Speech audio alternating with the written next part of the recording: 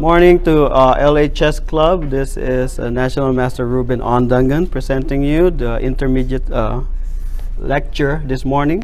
And the title of this morning's class is The Art of Positional Play. And under that heading, I see 4 miles. You see this square? C4. So I see 4 miles. Okay, so that's just the pun. Okay, now let's go with the game. This game was played in, when I won first place in the Western States Open in Reno, Nevada back in October 21, 2000. 16 years ago. Believe that? I believe the game is still, reflects the current state of the opening. And so I was white. I played knight f3, very quiet, very tame, hence very positional. Remember, the art of positional play. Steve Krasno, by the way, has played in several of Russian tournaments back in his day when he was in Russia. So, and he migrated most likely here in the United States and starts playing here in all the tournaments in the US. So, the game, I expect a struggle against, it's natural for Russian players to be strong, with their discipline, their natural talent, and aptitude towards the game. It will be a very difficult struggle for me. But the chess is about struggle, about fight, creating imbalance. So here, I was in the mood for positional maneuvering. Let's see how it went to proceed. G3. Non-committal. Seems like no ambition from white, but white is just satisfied by developing forces, control the center indirectly, castle into safety, and then immediately go to the middle game. That was my idea in this game. So played c5. Now black immediately erected a pawn on c5, creating a dark square strategy, probably with the flavor of a Sicilian. Okay, so bishop g2, knight c6, and black continue to develop his forces in a classical way. Knight f6 and knight c6. Now remember, these knights are well placed on f6, c6, f3, and c3 because they are towards the center and they are closer to the center. Remember that if you have an option to develop them on those squares, do so. Right? After knight c6, castle. So you notice here, within 4 moves class, white already achieved the 3 principles of opening play. 4 moves, very economical, very American. Okay, so after castle, g6, still you will notice here a very solid approach by black. It's hard to beat this setup. Mind you, this is a very strong setup for black as a Sicilian idea with the c5, dragon idea with the fianchetto, King's Indian idea, right? And so I suggest this system you play for black because this is championed by Mikhail Botvinnik, by Bobby Fischer, and Garry Kasparov, this type of setup for black. And a lot of Russians actually play this for some reason. It's probably in the Russian school of chess or something. But anyway, here after g6, I played a quiet move d3. This type of setup class, white is not really intending to have a battle in the center. The approach is positional or slow in nature, maneuvering type of chess, and therefore it's like a laid-back type of approach. No direct attack, no direct assault, not giving problem yet, but just satisfied with bringing the forces to their maybe respective squares that can influence at least the center of the board. The knight, the bishop, and the pawn all have some sort of influence in the center. Okay, any question? d5, because e4 was threatened, or c4, either of those two. And e4 will find ourselves in some sort of King's Indian attack or close Sicilian type formation. c4 will bring us into a reti type of system. Okay, both of them are crossed out by black in one move. d5. Still classical approach. Black setup is actually classical in the sense that the knights are developed on f6, e6. Hypermodern because of the fianchetto on the bishop. Okay? A very strong combination of two school of thoughts. The hypermodern school and the classical school. All right? Any question? Everybody quiet this morning. After d5, knight bd2. Okay, start wondering why did the knight block the bishop in the game. Is there a reason for that? So that e4 and c4 is still playable anyway? So that e4 or c4 is still playable without allowing the exchange of queens. Very important. You can fianchetto the bishop. Right? You can fianchetto the bishop, or the idea of knight bd2 instead of knight c3. Knight c3 can be kicked with one move, knight with d4, and the knight has to move, lost a tempo. Now, the other idea, because the bishop doesn't, we don't really know yet where is the right position for the bishop in such situation. So, the bishop having a diagonal is considered indirectly developed. Okay, so it's not needed yet. The blocking also helps facilitate, just in case if the bishop fianchetto, we need and require c3 in the position to neutralize the strength of the bishop on the diagonal. Those are the thoughts and a move. Okay, the move contains several ideas and not only one. So knight b d2, bishop to g7. Okay, so bishop g7. Now I played e4. Okay, here is very important aspect of the position. Black played a King's Indian type of position. White plays a King's Indian attack type of position. Both of them under the heading of King's Indian against King's Indian. Who will win? Alright, notice that? King's Indian against King's Indian attack against system. King's Indian system against King's Indian attack. Now let's see how the game progress. d4, he clarified immediately the tension in the center. d4, class, here I want you to pay attention to the pawn structure. What do we have here? Isolated pawn. There's nobody has isolated pawns here.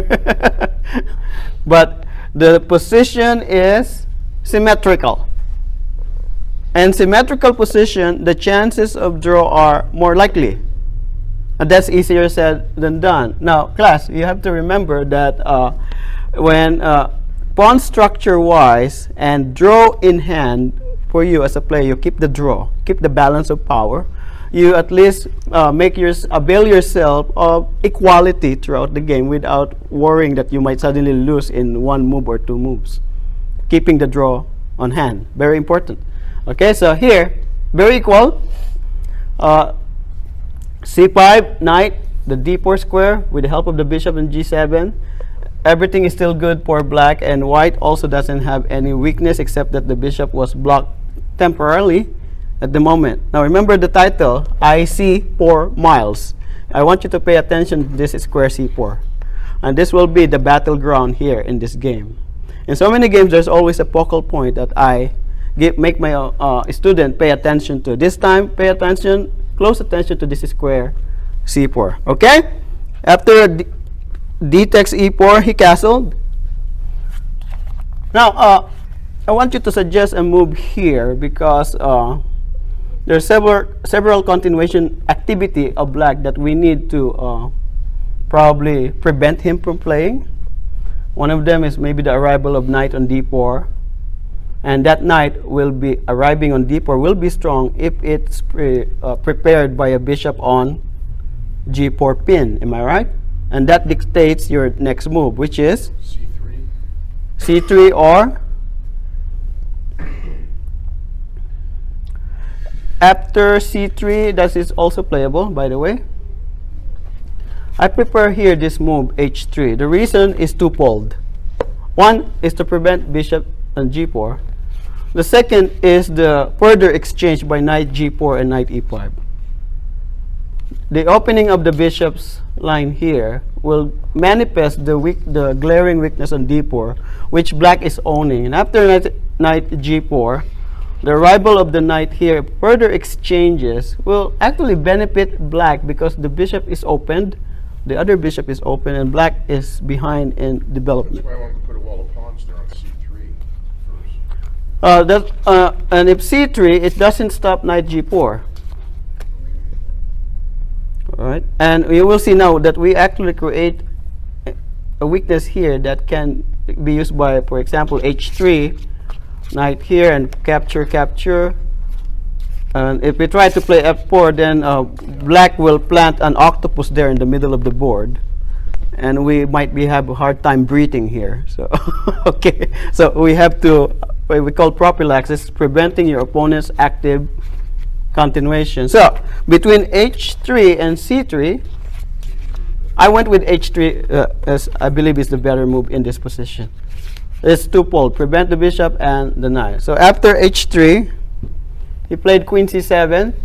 Now here, class, I want you to understand that in chess there is what we call standard moves in a position. A standard move in the position, you have to play them not in order, but they have to be played because they are required or demanded by the position. A standard is still part of theory. Is what is still accepted, played by the master.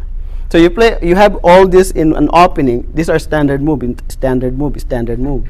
You just have to play them in the right time. Doesn't have to be in order. That's what we call chess understanding. Any question? So queen c7 is standard here in Sicilian type of position because there is no knight on c3 that can harm him there with knight b5 or knight d5. And you can put a rook on d8. And he can put a rook on d8. Very good, Johnson. Your understanding of chess is getting better every time I see you. Very good. So queen c7, now your c3. So you see, the move orders is very important sometimes in chess. Okay? You think that a move can be played too early or too late, it can spell disaster or even doom in your position. So this is just the right time to play c3, so that if rook d8, the queen can find a better place, maybe c2, e2, or queen a4 even. So you're right, rook d8. Now we have to find a good place for the queen, class. And we have a few candidates, 1, 2, 3, and 4. We have queen c2, queen b3, queen a4, queen e2, and the fifth one, queen e1. And of course, it depends on how you would like to continue the game. On queen c2, what is your idea? Anyone? Protecting. Protection. If you are going to delegate the queen as a defender, then your idea, your concept of positional chess is kind of bad. Okay, the queen is not meant to be as a defender. B3, you have the glare on the king, right? A b3, by the way, can Be kicked by the knight at a5. Knight a5 just kicks the queen. knight a5, not to mention bishop e6. You allow your opponent to gain important tempo. I'm so sorry.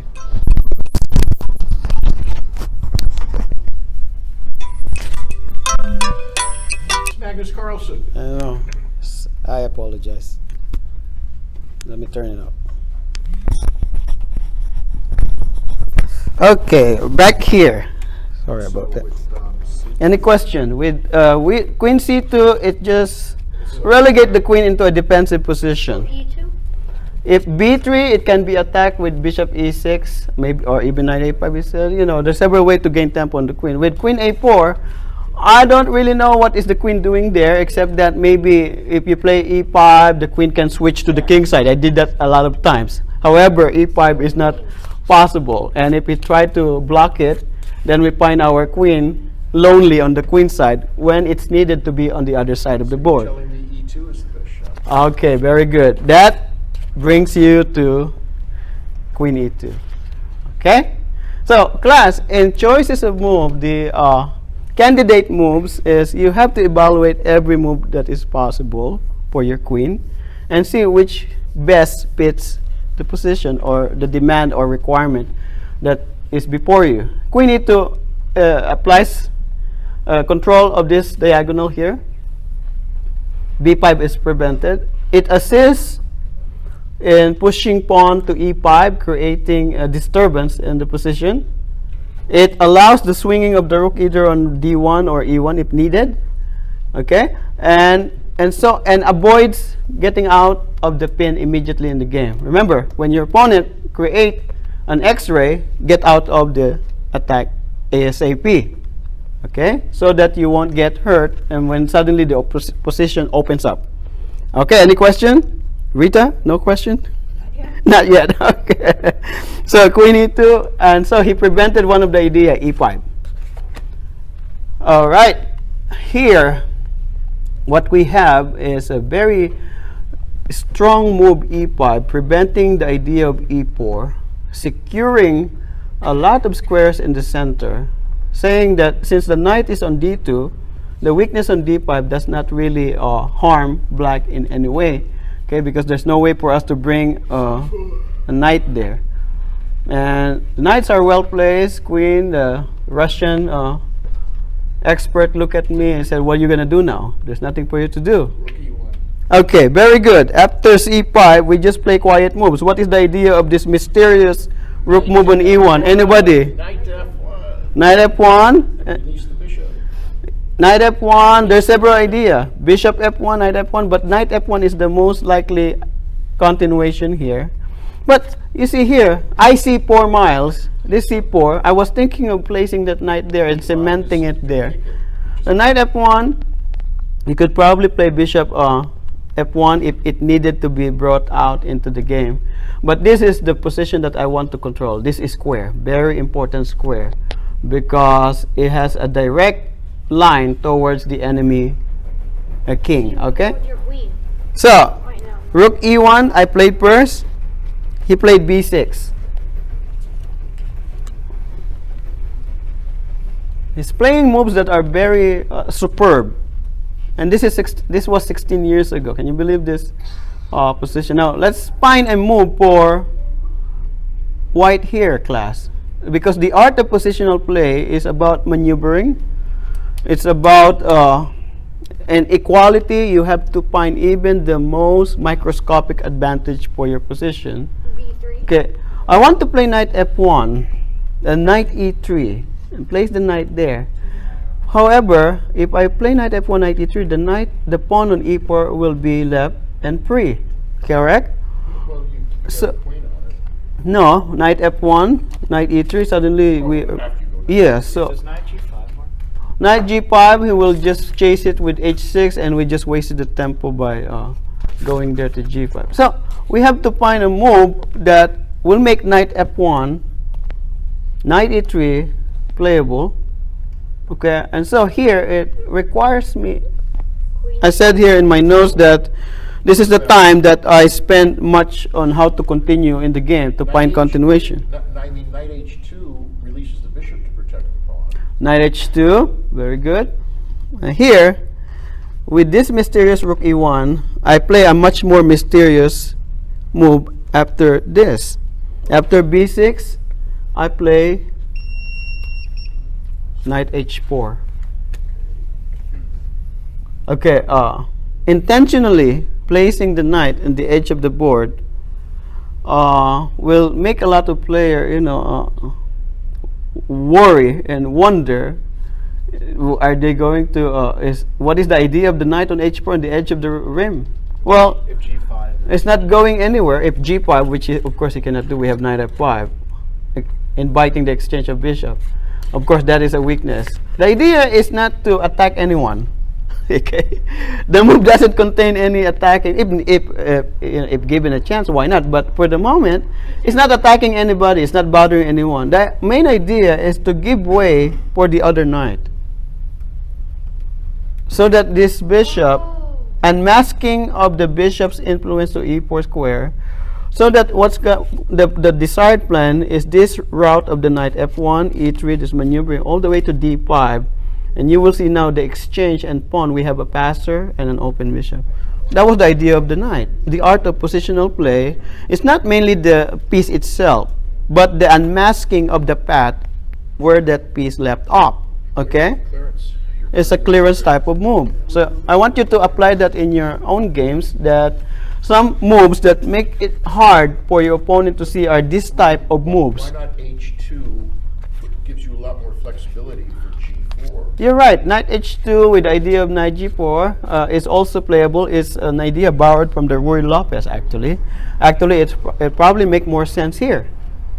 For some reason, after knight H4, which I've chosen, my opponent start thinking. He was on deep thought here. What is the idea of here? And he looked at me. He cannot find any continuation for that knight. It seems like it's stranded on the side. And so, he continued with A5 with the idea of bishop to A6. Okay, now my next move, So if you do knight f1, he could do bishop A6 will arrive. Oh, so now you have to go to C4. Right? Bishop Knight C4. Bishop is coming and rook might be coming here. And so those are two moves. The good thing is we have to move. We have to get out of the range of the bishop immediately. We find a square for the queen.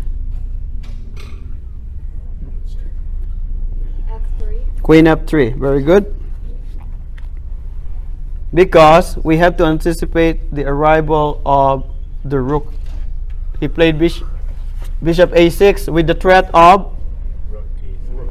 and that will be very uncomfortable. You see, when we played C3, we prevented any piece arriving on D4. In doing so, we also leave ourselves open to problems on D3. the D3 square. C4. So in every choices, there's always C4. a result in your position. C4, Jonathan, is not good because Oh, not yet. the knight on B4 and D4 are really going to hurt white in this position. It's actually close I to want to play him the first game. resignable. Yeah, let somebody play this guy first. Okay, Rita. When you see that he can come in with the A6 bishop, Yes, anticipation. you anticipate? Yes. Is that so that you don't have to move a tempo because he did that? Yes, that's why you move the queen for him not to gain a tempo, and the follow-up to that tempo is the dangerous one. You see, if we only played right now, black just played bishop A6, for example, queen F3, the next move is what makes it very uncomfortable for white. And then the doubling of the rook on d file, I think white's position is resignable.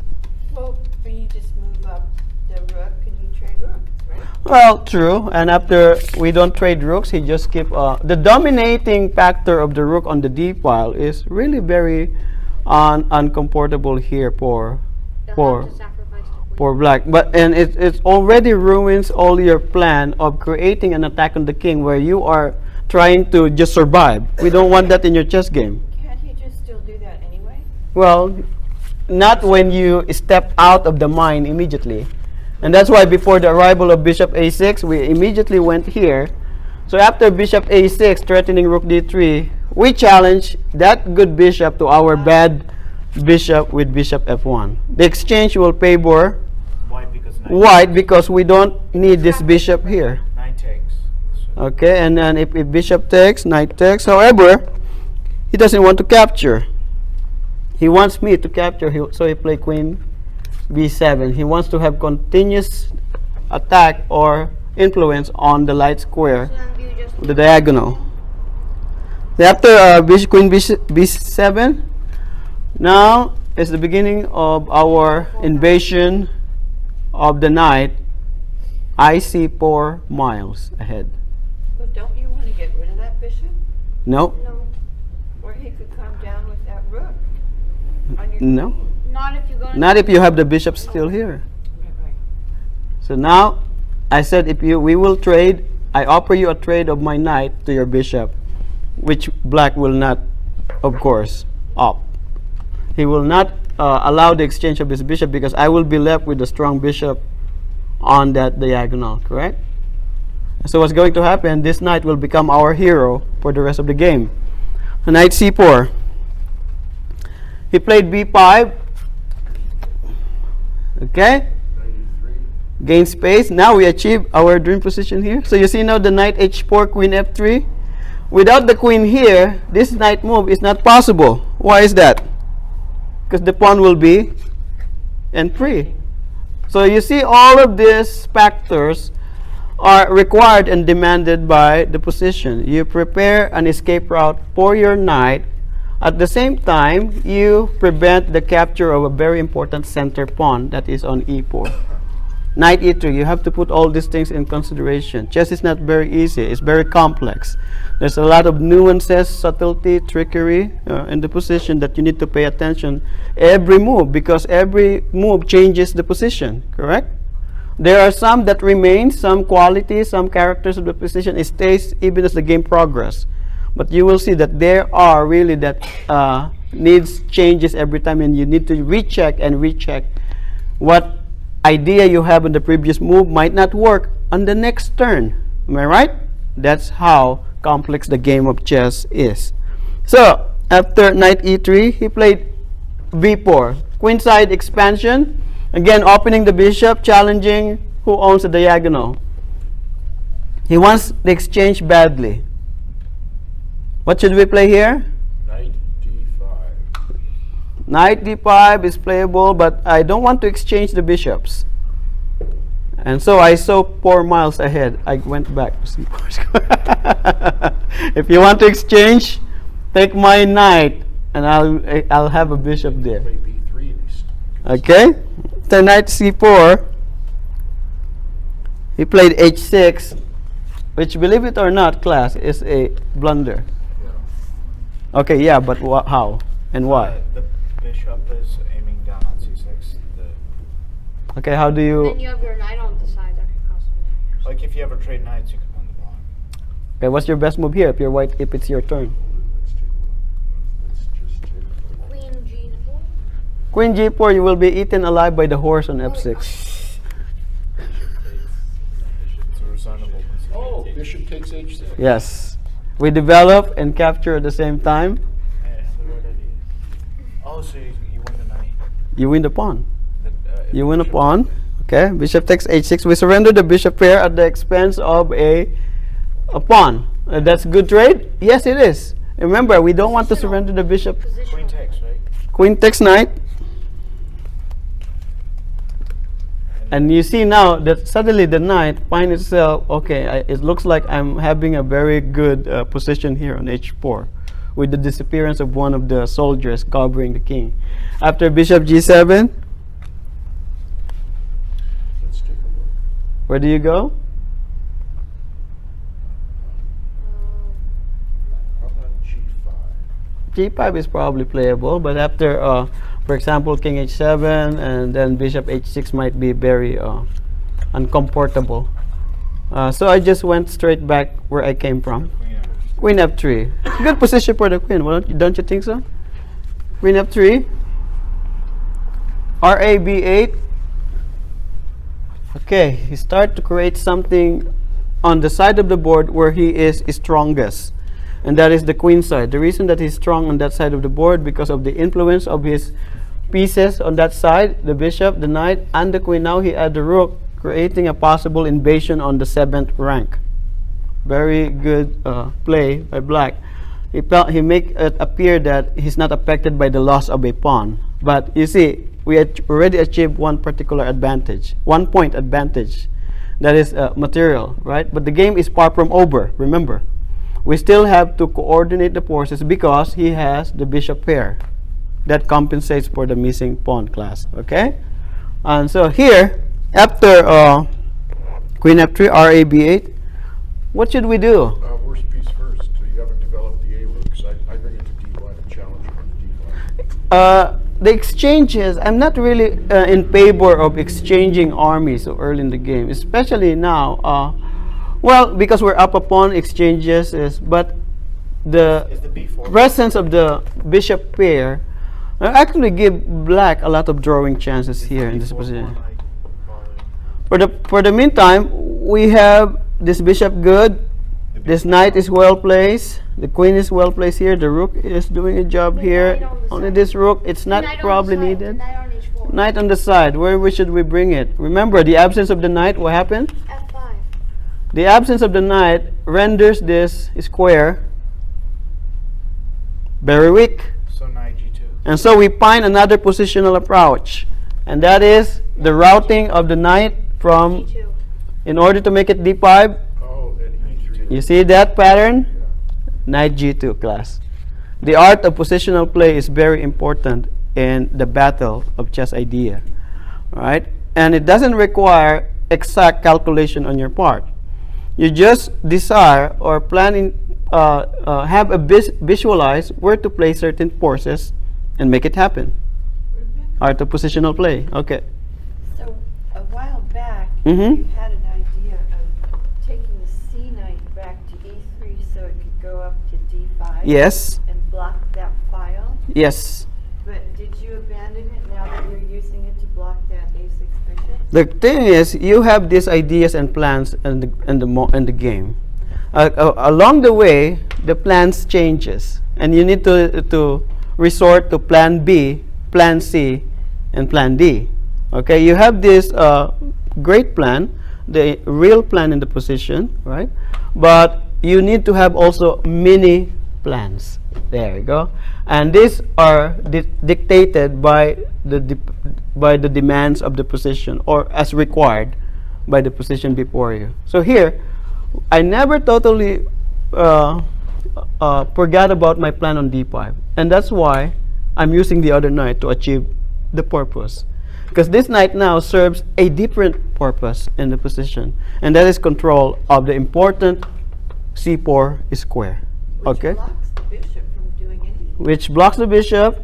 There is a fight of both bishop for supremacy on that diagonal. Nobody wants to give in, because the one that will give in will definitely lose the battle of position. Okay? So knight g2, you have to continue with your dreams of placing a knight on the strategical d5. Now imagine, if we have the c4 as a strategical square, if you add d5 to your strategical square, you will have a 1 position. The game will win by itself. And that's what I'm trying to achieve. Winning a bloodless revolution. Okay? So with not too many men, sacrifice for the sake of winning. No, I'm against that. Okay, only in this game. But anyway, let's go back. Knight g2, very subtle. So we get the idea, right? Knight g2. He played a4. He continued with his queenside expansion program. Okay, because that's the side of the board that he is stronger. Understandable? Now, to challenge, because now it's really needed to challenge this square, this pile. Now you go. RED1, because we don't know yet if he will exchange. That leaves the rook there. With arriving of pawn on the shore, on the queen side, we might as well keep a rook there in case it opens up. So this is the correct rook to place on the d file. RED1. Now he played bishop to f8. The idea is to keep this position close, because knight is about to enter d6. So he has to play bishop f8, preventing the invasion of the knight on d6. So you continue with your overnight plan? Bishop f8. So what should we do? Knight G E3. Before I proceed with my plan of knight g to e3, I have to look at my opponent's continuation on the queen side. It's becoming serious, so I said, let me stop first and clarify here. If I can make him close the position, then the battle is mine only, because he doesn't have any continuation. And that's why I played a3 to stop this pawn from arriving here. And that's That will actually cripple the queen side structure of white.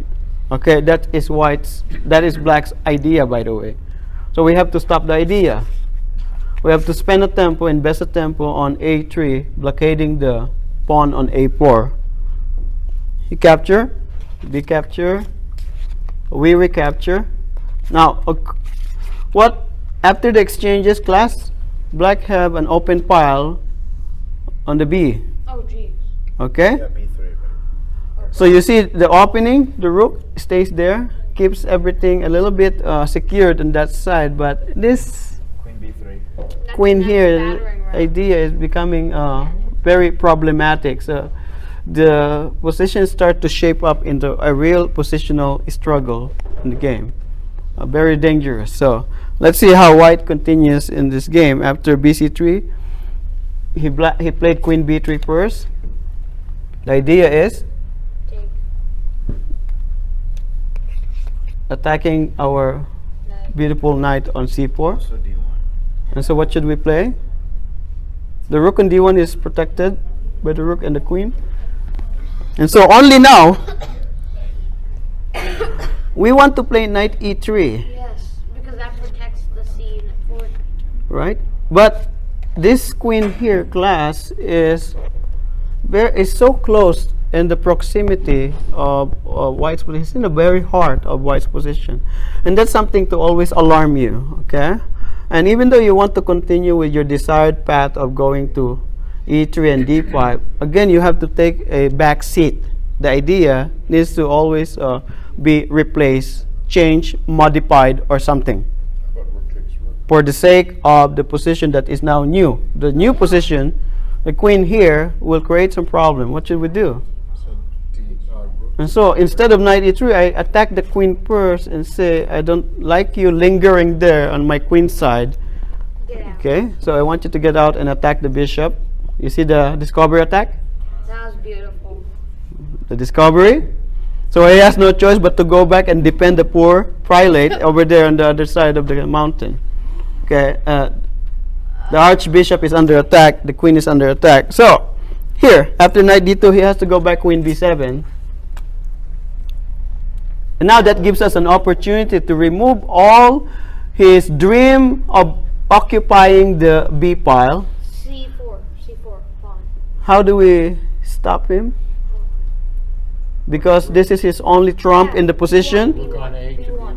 B1. RAB1 is playable, but the more subtle one, to avoid exchanges, RD to B1.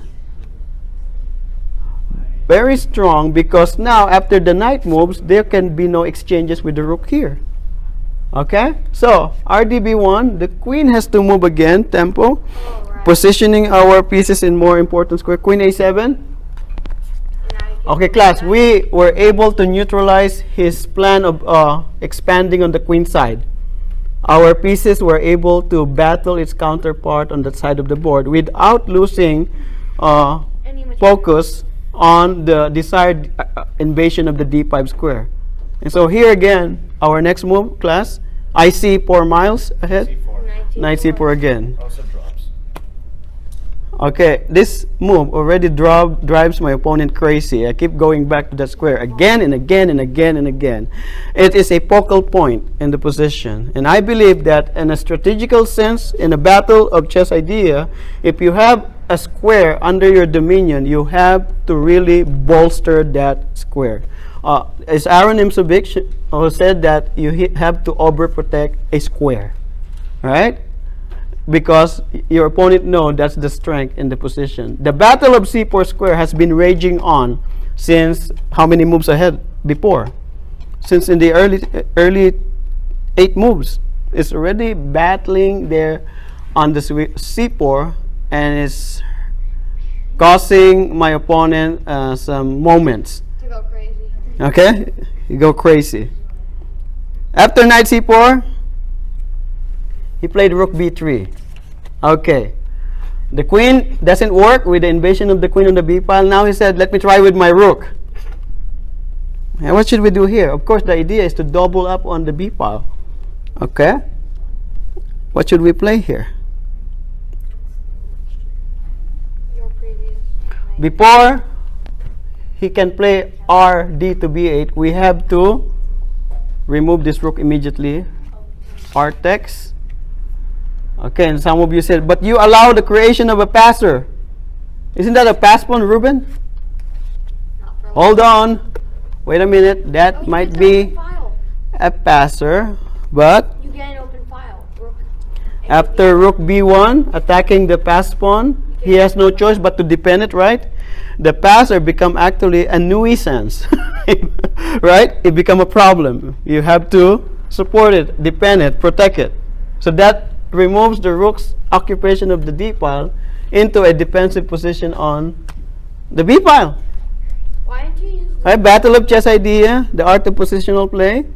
And now here, we never lose our hope of placing the knight on this E4. square. But there's a lot of incidents taking place that needs, What about queen f6? what should we play here? I like queen f6. It hits the knight and it hits the e5 pawn.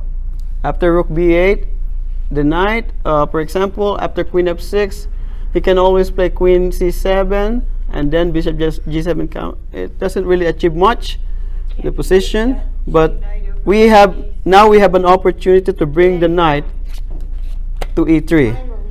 Finally. Finally, that takes a lot of time. You don't have to really focus on a particular plan or idea. Sometimes it needs to take the back seat of what is more important in the position. You play according to the demand, okay, and requirement of the position class, okay? Not of your impulse of what you want, okay?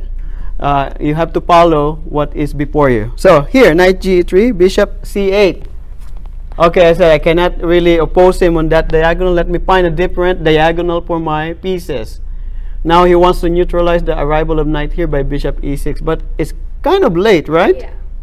It's late because after bishop c8, Knight d5. knight d5 is good enough, but now I want more in the position. Knight. Before this rascal became a runaway guy, let's try to capture it first by queen d1. So now you see all of our forces. The queen used to be passive here. The knight used to be passive here. Pay attention. The knight becomes active. The queen becomes active. And all our forces are Active. superb. Super. This is what you call how to play positional chess. The art of positional play is disregarded by a lot of opening middle game books. They only focus on how to win in the opening, right? But you have to understand that the middle game is really the battleground in chess. And to understand this type of subtlety, movements, maneuverings, you will benefit so much in your own chess game class. Now you see, you transpose the position of your forces from passive into active and really highly threatening. Okay, so what should we play after queen d1? He has no other way to protect this but with the queen, so queen a4. After queen a4, only now, we play knight d5. Okay, now the transformation, a metamorphosis in the position that earlier doesn't have any, is devoid of beauty. And suddenly it becomes a beautiful work of art after a series of moves. What? This is the art of positional play. You transpose your position in seemingly barren, right? Seems nothing. But after that, after a series of maneuvering, you turn it into a work of art. These knights here are beautiful. Don't you agree? Is he about ready to get a check? Where is his check? F6. The knight doesn't only want a check. He just doesn't want a single attack. He wants a real control of the position. He wants to take the life out of his opponent, actually. What about moving that H pawn up and getting rid of the G pawn? That's one of the plans that but swinging that queen up into action? correct. And let's see how the game proceed after knight d5. He played bishop e6. He wants to remove one of those pesky knights on d5 and c4. What should we play here? Well, if you get a check first, he doesn't have time to do it. Well, I suppose. But the check is only one move threat, Rita. And after king g7, what is your continuation? It's going to go right back. It's going to go right back. So when you see a check, see if there is a play for you. But if not, don't even make the check, because actually you're helping the enemy king, Waste of the tempo. right, to gain tempo on you. So in other words, don't do one move check. Never miss a check as well. It could lead to checkmate, okay? But at the same time, there's a fine line here when to give a check and when not to give a check, okay? So you have to assess the position. After a check, what is my continuation? Nothing really. Then don't play the check move, okay? Play something else. So here, what is important is I think that queen can. Oh, this knight, he wants to capture that knight. Okay, the queen is defending the b3. The pawn on b3 is attacked twice, defended twice. If we can remove one of the defender, this pawn will drop. Am I right? Therefore, knight d to b6. oh, I was thinking of giving you. Oh. Now, there's no defender here because the rook is blocked, the queen is under attack. Okay, so now you see the important pass pawn that what black is holding on in the position, his only trump will finally be in white's hand. Exterminated, he said. so where does the queen go? Queen to... Wait, the rook doesn't take her? Oh, no, that would be. Well, he said that if I withdrew my queen, there's no hope left for black here. Instead, he said, let me just capture this pesky knight. Exchange sacrifice. He said my pass pawn should deliver something for me. Should bring some kind of Morsels. compensation for black in one form or another. So, knight takes b6. Queen takes a3. At the cost of an exchange class, black was able to drum some sort of counterplay in the position here in the presence of this b3 pawn that become very dangerous. Why 'Cause can't you take with the rook? Oh, there's a bishop here now. If you push c4, Okay? You push the c4, that knight drop. protects it Oh, yeah. from the Oh, yeah. bishop. If we play c4 class, we give this b4 square and the d4 square for the opponent's knight, and it could spell really some problem. So now, again, I see 4 miles. Oh my god. Back Knight again. c4. How many times already, class? Like 7. No, that's more than 5. We're talking about 7 or 8. Yeah, that's that. Right? That it keeps coming back to that strategical c4 square. That's why the title is I see 4 miles ahead. Okay, so knight c4, where does the queen go? He got sick and tired of this knight coming. He finally snapped it. Let me take you out. So, bishop takes c4. Oh, your knights are. But you see, the arrival of the bishop here spells a different type of problem for black. This time, Oh, your queen can go to d5 and you got a nice double. there's queen. This is under attack. And so, what did he play? He played knight a5, thinking that... Now, this is a game 40 moves in 2 hours, sudden death 1. I believe we are already in the sudden... Yes, we are close to the 40th move here. And so, this is about in the 4th hour of the play. So, you see, knight a5 class is actually a blunder. Don't you want to protect that bishop, and wouldn't you like move it to d5 or something? That's a blunder. How many can you spot? Why is it a blunder? Well, you have 3 pieces on the b3 pawn. He's only got 2 defending it. Why didn't you just take it? Yes, that will be nice. But why would you settle for a pawn when you can win? Oh, rook a1. Okay, one. When you can win the big fish? Yes. Okay, one. Why settle for a small soldier? Because after queen a1, he has to move and the knight will Drop. drop. So after rook a1, so class F, queen. Where does the queen Actually has go? nowhere to go. Well, he can go here actually, but it doesn't help in any way because after rook takes, Did you resign? then queen takes pawn. It should be bad for him. Did you resign? Instead, he captured the rook. He gets, and he said, "I will capture the bishop." But before capturing,